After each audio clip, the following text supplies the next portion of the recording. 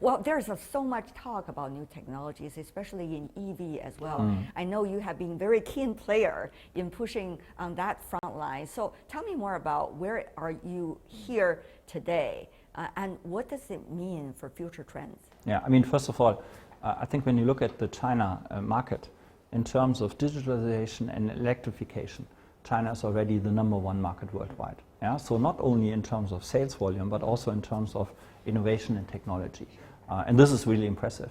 Historically in the automotive industry, China was an import market for technology. Yeah? But this has changed now. So we went from for the world to China, yeah, over to in China for China, but now it's also in China for China and for the world. So for example, we are producing some cars here in China, like our battery iX3, which is only produced in China and it's sold in Europe. Yeah? And in the future we will have electric minis produced in Zhangjiagang in Jiangsu province, going to be exported to the world. Yeah? So the whole thing has turned around from importing cars to China now to China exporting. And you have also Chinese brands who are very successfully exporting now.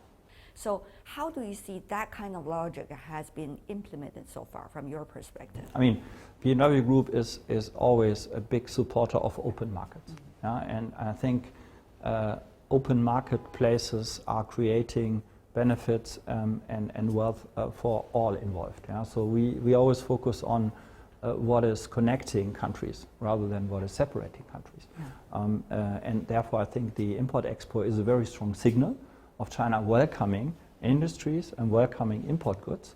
And so therefore, I mean, at every occasion, we have always advocated this. And as I said, at the end of the day, it's beneficial because, you know, international OEMs importing cars to China, and now vice versa, the Chinese OEMs, as you know, are also now going out and exporting cars to other countries. I mean, China has just been, I think, been named the #1 exporter for automobiles just recently. And this again, I think the CIE is a big trigger of that.